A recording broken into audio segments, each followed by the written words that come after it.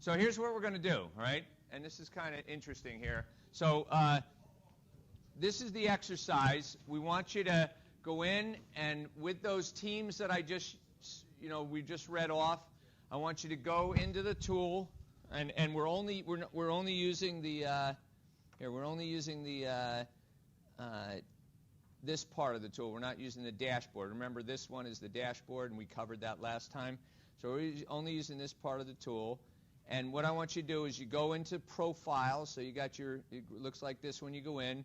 You got your profiles here. So hit profiles, pick your team activity. So if you're team 2, you click on this, and the data you're going to analyze is the 186 transactions here in area 2. And what I want you to do now, I want you to remember in total, if you go to, if you look at all of these transactions, if you go into the exceptions and you look at show all, there's a total of almost 2,000 exceptions. Now this is what the software found that something's wrong, okay? So if I go back to my groups, and let's just pick on group 2 here.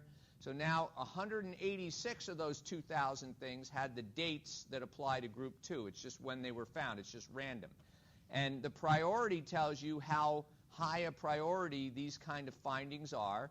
The confidence level tells you how confident we are that this is a fraud or a problem, okay? And it could be a fraud risk here. It could be T&E, a misuse of policy. It could be a duplicate review. It could be an out-of-pocket review, or it could be an expense outlier review. And this is your dollar amount. This just tells you it was detected. They were all on the same day because we pulled this data actually from my company, remember? So this is actual data. This isn't some made-up data. This is what people really did, okay? But it's atomized. All right, so if you want to sort, for example, on dollar amount, remember we showed you this last time, if you just click on here, it'll sort the data in descending order. If you click again, it'll sort it in ascending order. So what I want you to go through is I want you to, let's pick one here. Let's just say that I'm looking at this one here, this 2,146, okay? So I just click on that, and now it brings up and it says, okay, the system flagged this as a potential problem for these reasons. It's a transaction in a medium risk merchant code, okay? And the merchant code is it's a lock supply company, okay? And the purchase amount exceeds the risk threshold. So someone's out with a travel and entertainment card going to a lock supply company and spending $2,100, okay? So it doesn't mean it's a fraud, but it sounds a little concerning, okay? So what I want you to do is I want you to go through, and you can sort on them. You can actually use search criterion. You can use advanced search criterion, which I'll show you in here. If you want to do advanced search criterion, you can search on any of the fields. I'm going to actually cover this in more detail later. But what I really want you to do is just do some basic searching, and I want you to find out which of these transactions would be concerning to you. These are your employees. You're the manager, okay? And I'd like you to go through. I'd like you to write down your team number on a piece of paper. One person's your spokesman, and you're going to just give us a summary of what you found. And when you give the summary, I want you to identify 5 or 6 things that would be concerning to you, and I want you to put the exception ID on. See this thing right here? So if you pick this one and you said, I'm concerned about this one, you would put the exception ID and just tell me why you're concerned about it, okay? What do you think, why it might be a fraud or a problem? And just give me 5 or 6 from each group, okay? And put that number on, because I may follow up on what you found, okay? Even though it's atomized, I can connect it back again. I'd like you to be a little forensic about it, meaning I'd like you to say, you know, this is my company, and these people are spending the money from this company, and I want to find out why someone's in, you know, Victoria's Secret's buying stuff for the company, you know, or at a gentleman's club or whatever it is they're doing, okay? So what I want you to do is break into groups. Let's take about let's take until 4, okay? Until 4 o'clock, and I want you to answer these questions. One leader from your group is, you know, first of all, you know, what's the overall risk of what you found? Are you real concerned? Is it high, low, medium? In your judgment, okay? This is your judgment. Given the type of business, so if someone went in to an electronics company, and someone goes into an electronics store, that's not that concerning, But if you're a retail coffee shop and someone's in an electronics store, I don't know why they're doing that, okay? So discuss the type of business. Does it make sense? I want you to identify at least 5 transactions that you think are some kind of fraud or abuse, and why. Just write the number down. You get help from the system. It tells you what it's thinking, but I'd like you to tell me what you're thinking. And then maybe identify any employees you'd want to talk to, about this. And then I'd like to know what you would do next. First of all, would you be concerned if this was your employees, your company, if you saw these things? And then what would you do next? How would you follow up on these? And then I'm going to show you how we can take these and make them continuous monitoring and how you can use other things in the tool. Okay, is that clear? So you're just going in, you got this technology, as opposed to going out and taking a sample of, of expense reports and then seeing if it matches the expense report. You don't find anything. Remember, this system already went through hundreds of thousands of transactions and found 2,000 that are concerning based on some analytics that we have in here. Now you're taking those analytics and saying, which ones do you want to follow up on? Okay, that's what we're doing. Okay, everyone clear on that? Go to profiles, and there's group assignments here. Just click this, grab group 9, and you have 174 transactions. Again, make sure you're not using Chrome, okay? It won't work with Chrome. So here's the thing about the confidence thing. See this one? This has 3 bars. So this one, to the system at least, was a little more concerning, okay? So if I click this, this is a transaction that was made to Granger, okay? It's a medium risk merchant. It's an industrial supplier that's not elsewhere classified, meaning no one else used this one. That's suspicious if one person. The purchase amount exceeds the risk threshold. So someone with an expense card, remember, this is travel and entertainment as expense. This is not a purchasing card, okay? And there's 664 of the same amount of other purchases in the same merchant category within 30 days. And there's 3 other purchases in the same merchant category in the past 30 days. So, I don't know. This one might be of some concern, okay? But I just want you to and then you want to take this transaction number up here and write that down for all 5 of them that you come up with, 5 or 6 or whatever. Okay? Are we clear on that? So you can sort, you can do the search criterion. You can put in dollar amounts. I'm going to show you more of the stuff and how to do it later. But I just want you to be a little forensic here and take it as, if it was your company and you saw people doing this, if you'd be fine, this was just selected by dates. Your groups are just by dates. So you might have a set of data that there's no problems in.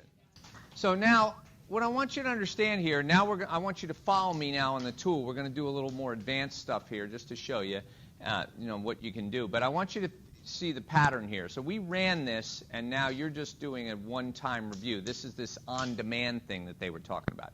Now what we're going to do is we're going to set up analytics that fit the risk of our company based on some of these things we found, and we would make them automatic, continuous auditing reviews. So every time we see an employee in an MCC category that is not core to the one we use or have some criterion, if then what, then we're going to send out an alert. And I can't show you this right now with the tool, but this can do this. We have email capability, and we can create closed-loop escalated alerting. And that's what we do. We start to cleanse through this. And we might start out only with transactions over $500, or we might start out with, oh, thank you, only dealing with a certain area. But then you start adding these analytics, and you know what happens? Behavior changes. And we do, at Siemens, we monitor, we run analytics on this same data that we ran with, we don't use Oversight, we have our own analytics. But so I'm going to compare and see if some of what you guys found here, did we find that stuff? Because the analytics have to be built based on risk, and you can't have all of them. But what you can't do is just what you guys presented here would take a long time to follow up on each one, to go to the employee or the manager. But if you have closed-loop escalated alerting, it does it automatically. And let me tell you, in no time flat, the word's going to get around that staying in $2,000 night hotels and having $1,000 meals ain't going to happen. And you wouldn't believe, low impact but high likelihood is T&E. You wouldn't believe how much money you save, and I've heard quotes of 30 to 40% on T&E, and T&E is 1 to 2% of your revenue usually in a large company. So that for us is $2 billion a year that we spend on T&E. You impact that by 20 or 30%, you've had a huge impact on the company. Again, the injustice of if you make it a control and monitor it. If you just create a lot of data and people are too busy to follow up, or they send you back lame excuses and nothing happens, then nothing changes. But I want you to see the progression here. I was going to, and we might in the next time we do this class, set this up where we actually, in your groups, I just wanted to try this software to see how it works. I'd actually have you get alerts and letting you know there's a problem and you got to do something. And if you don't do it, it escalates. That's a real key, because then you really change behavior in the environment. But even here, you can just see on 100,000 transactions, you find 2,000 potential problems, and then just following up on those 2,000 with analytics is a big job. You want to add that closed loop alerting. Are you getting that concept? What we would do next here? But this gives you an idea. So if you were in this company and we ran these analytics, all of you in this class and the last class said, I have some concern that things aren't all hunky-dory. Not that anyone's stealing millions that's going to hit the bottom line, but in aggregate, it may be millions because we have 100,000 people traveling, and if they're all stealing $5, that's a lot of money. Okay. So what I want you to do is come on the tool with me here for a minute, and we're just going to go, and I'm going to show you a few other things that this thing can do to kind of hone this down a little more. So as we covered last time, and I'm not going to go into the dashboard because we already did that, but we had a total of 1,900 exceptions, totaling about $700,000 on the exception part. But that's out of a huge amount of data, and that's just in one area, just in this area here for one small period of time that we pulled. So, but what I want you to see here is, so in any profile, you've got different things like. And I like the way some of you pointed this out. Some are listed as fraud risks, and these are the tests under that. Some are listed as duplication reviews, which I don't think we had any of those, but the same employee cash and credit difference. So if this was accounts payable or something else, I might have duplicate PO here, invalid vendor, etc. Okay? And so what I want you to do now is let's go to the full data set. So we're going to go down to exceptions here and go to show all. And you'll always see up in the right-hand corner here, you've got 1907. That's the total number of exceptions here, okay? And we've got our priority and our confidence level here, okay? And then what I want to do is show you this advanced search window. So, for example, from here, I could go in and say, I only want to see exception statuses, and I have five different exception statuses, which are detected. Just follow me on this. Just do the same thing I'm doing. Closed finding or under review. So most of them are detected because we did this at a point in time. But there's some that are still under review. Those are ones that Professor Liu, or I think some of you put your name on.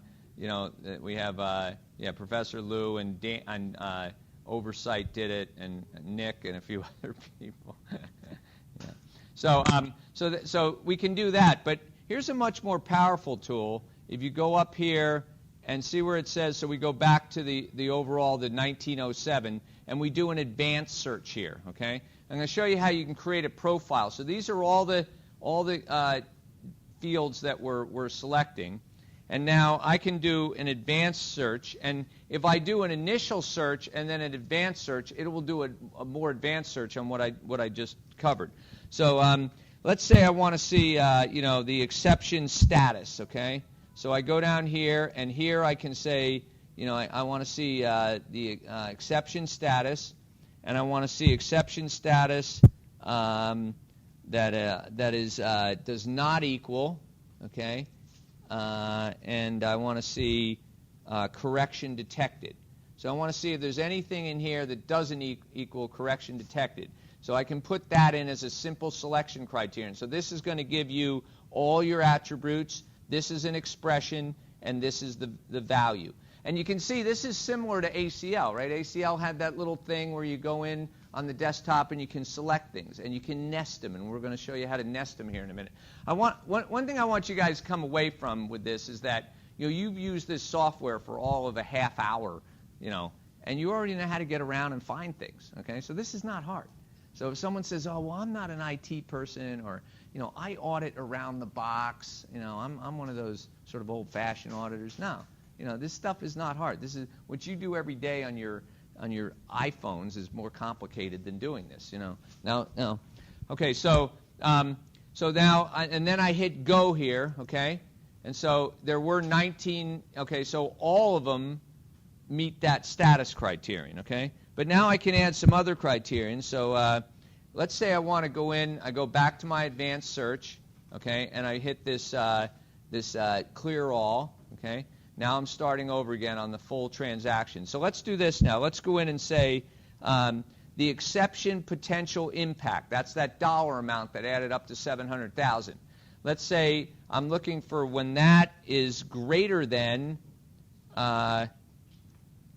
let's say 5,000, okay, 5,000. So if that amount is greater than 5,000, then, but I also don't want to mess with the little stuff. So I'm going to say, or the real big stuff.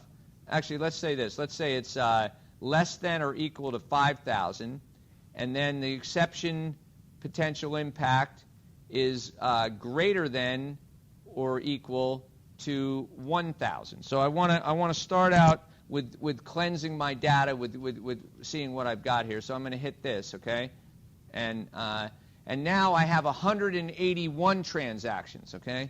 So see up here where it says 181. So of those 1,900, 181 of them are less than 5,000 and more than 1,000. And then I can modify my analytic. I might want to not deal with too many exceptions at first and start to change the culture and cleanse my data first. So I might set my analytic up to do that. And you can see how I'm nesting it down here. Okay? And then I could select another criterion by just adding another bar here, or I can take one off by deleting it here. Okay? And then if I want to clear it and start over, just hit the clear all here. Okay? All right? And then you can also go in and say, let's say I want to see, no, I'm going to skip that part in the interest of time here, but let's say I want to see, I can do groupings of data too, okay? So for example, if I go in here, when I go to this indicator, there's a box down here that says has indicator. So what this is going to do is it's sort of going to write the code, the selection code for me. So I hit any one that has an indicator here, and then I go over to this box where it says Edit, okay? And it gives me all the indicators broken out by all the categories: duplicate submission, out-of-pocket policy. Let's say I'm only interested in out-of-pocket issues. So I can check this one and this one. If I want, I can check them all by hitting this Check All, okay, or undo them all by taking this off. But let's say I'm just interested in out-of-pocket policy. So I can do that there, and then I can say OK. Okay. And now look what it did. It wrote basically the algorithm for me to select every category without me having to put it in, every category in out-of-pocket that's related to out-of-pocket here. And then I can go further and I can add another analytic on here. If I wanted to, I just do another one of these, and I can put an exception. If I want to see the out-of-pocket ones, and I only want to see them where the potential impact amount is greater than, I don't know, $10, let's say. I don't want to see any real small stuff. Okay, now I have an analytic that's selecting just out-of-pocket, just, greater than. And again, this idea that anything, if you have the data, anything that you can write a heuristic for, or a nested loop, if this, then that, and it's fun to kind of play around with them. And then I can run this one down here, just go to go, and let's see what happens here. So I get 208 of them are out-of-pocket related things. See, they're all out-of-pocket. They're all above $5, okay? And I can all statuses. So I can select any combination of them I want, all right? And I'm going to show you in a minute how then you can take these and you can save these as analytics that you can put in your work stream and run them constantly, and then link them to your closed loop alerting. So let's do another example here of a nested one where we're going to save it as a profile that we're going to use in the future. So I go back to my advanced search here. Okay, I want to clear this one out, so I clear all. All right, and now let's say we do have some other countries here. Most of it's the U.S. and Canada. But let's say I just want to select, and this time I'm going to use, instead of matching all, I'm going to match any. Okay, because I want to see anything that meets this one of these criterion. So I'm going to select here the transaction country. Just do this with me. I just want to get you a little feel for it. If the transaction country equals, now this is an alpha, so I have to spell it, United States. Okay, so S-T-A-T-E-S. So, oh, I didn't spell United States right. See, now if I didn't do that, that would be a problem. United States. So the transaction country equals the United States, or the transaction country, I'm going to add a new one here, see this plus sign?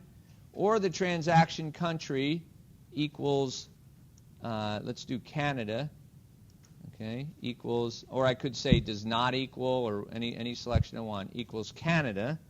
So C-A-N-A-D-A, Canada, okay? And then I want to run that, okay? Whoop, I don't want to add a new one now. So sorry about that. So edit. Let's hit go. Oh, I have an invalid one. Let's take this one off of here. Oops, it doesn't like that. Hold on. I know there's a way to get rid of this. Well, let's just do this. Let's say transaction country equals yeah. There's an option that says delete selected. Yeah, I know. I tried that. Right here, right? Yeah, and then click on that thing. Ah, yeah, there you go. Thank you. He's pretty smart. Okay, so, and then, thank you. And then we go. So now I did match any, so I have 1,600 of these transactions are either Canada or the United States. Now let's say, and then on that I could add more lines to this search. It's going to keep the advanced search. I could add more lines to this and say, all right, give me only these dollar amounts. But what I can do now is I can save this as a profile, okay? So that's basically saving it as an analytic. So I just go here, say save it as a profile, and I'm going to call it country selection. I actually already did this so right before the class, so I have one out there. So it's going to tell me I have a duplicate, ION, okay? And then save it. And what you're going to see is when you go over, okay, I already have it saved, but you can save it with any name you want. And what it's going to do is it's going to put under when I go back over to profiles, under profiles, it's going to give me my profiles here, and here's country selection, okay? And so I can run country selection, and it breaks it down for me by U.S. So if I only want to see Canada, I can hit Canada. But I could make this, then I can run this profile in my scripting and attach the closed loop escalated alerting, and now this is going to run every day. And then I can go in, me, Rod, not the IT expert, I can go in and I can say, I could add in here that I want these for, once I cleanse through the data, I'll say I want them only over, $5,000. Then I might say I want only over $1,000, $500, and then I want all of them. And you can see the data and the things change. One of the things that happened to us when we started first using this technology on T&E, actually, we found in some places, 10,000. First of all, the auditors couldn't find anything to speak of. And then we find 10,000 anomalies. And I remember one audit head said, you know what, I don't have time. I don't know what to do with 10,000 things. I don't know how to start. I don't know where to start. So I'm going to go just do sampling again and get on airplanes and fly around and do this stuff. And that's not the right answer. You start to cleanse the data using this technology. Okay? And then, so now I have this profile. Anytime I want to use it, it's right here. And then another feature I want to show you is this manage profiles here. So I can go in and I can think of this as a data set or a script. So you have global profiles that are these here, And global profiles are what come delivered by the administrator that we set up to do the whole company everywhere. But then my profiles might be just for my department or my company, more specific ones that address specific risks in my company. And I can edit my profile. So I can go in here, for example, bless you. And if I go over here to edit, see country, I can edit, I can create a new folder, so I could organize them by folders for T&E or for fraud, separate them by fraud.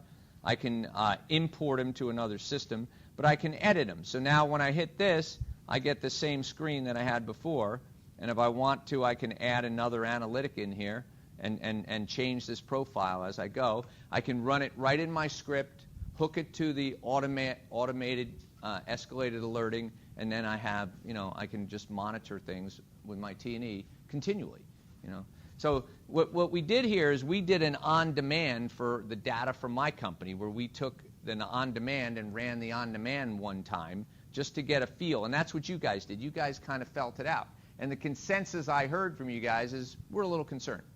So we'd like to do more, and that's actually how Oversight sells software. People see, oh my gosh, we got problems. Whether it's in T&E, I told you the first time we ran duplicate payment at a large division 7-8 years ago, we found $700,000 in duplicate payments, duplicate things that have been paid.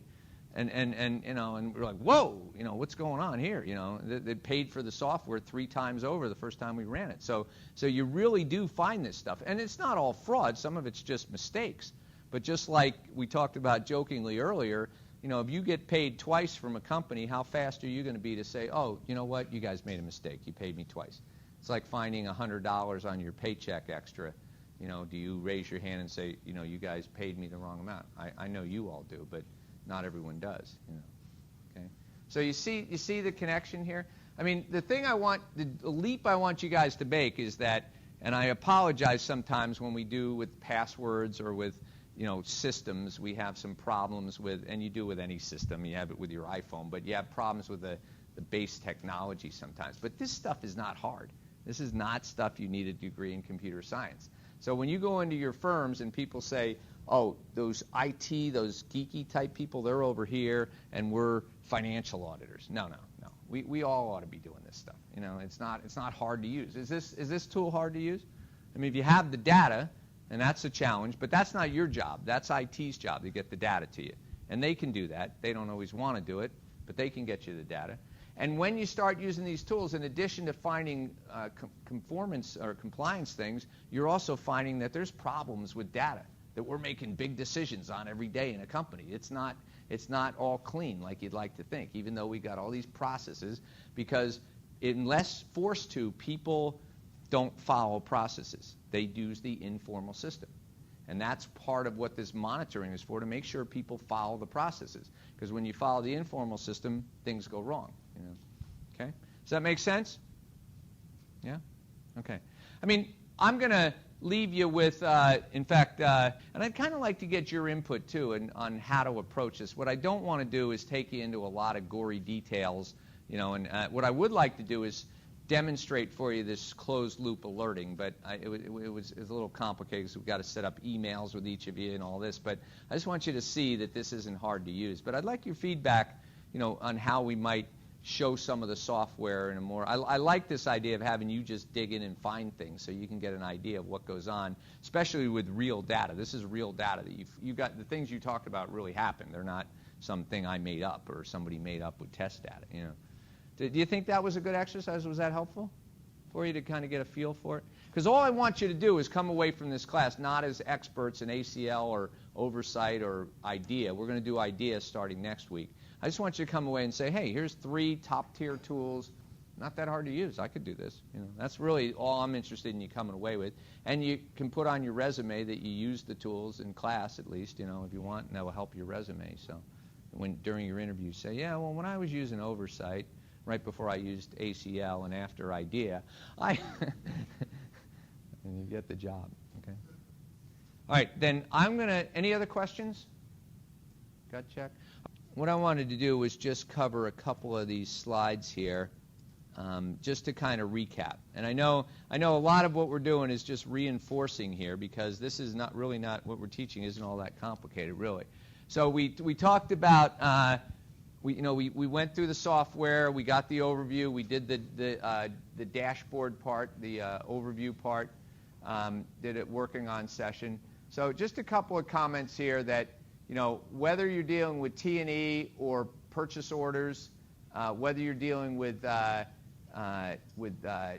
preventative controls or detective controls, we got to use technology, okay? And we're not going to put controls and mitigate everything, okay? Here it says that operational type risks, you got to decide, is it worth it? We don't mitigate all risks. We don't put controls on everything. In fact, the mistake we made at Siemens early on in the SOX thing is we had a lot of manual controls, and then we came up with ideas for automated controls, and we went to our auditors, and we said, should we use these? And they said, yeah, that's great. Put those on too. So on top of manual controls, we added automated controls, and then we added more automated controls and more controls, and all we had was a whole bunch of controls that weren't really key controls addressing risk. They just created work. And it's not like, if a little bit's good, then a lot's a lot better. It's focusing on what's the risk, what could go wrong, how do I best improve the precision of control. But when you get to regulatory things, you better have controls. If it's FDA, if it's SEC requirements, you better be doing that right, or you're going to have it's HIPAA, you're going to have real problems, okay? So you got to decide on a risk basis, is it worth mitigating? Whether you're doing it with technology or not, is it worth mitigating, okay? And then you see this continuum that we keep talking about where we start to move on both preventative and detective controls, and as we talked about, we should do both of those, preventative and detective, because preventative may miss things, detective's going to find things that might fall through. But as we move from manual to automated, our timeliness goes from low to high because everything happens immediately. I mentioned that HANA thing, that happens immediately. It's automatic, it's doing everything right away. We go from a high effort when you're doing it manually, flying in airplanes, taking samples, tying things out, and again, non-statistical samples, to a very low effort. I told you, we monitor 869 companies every day.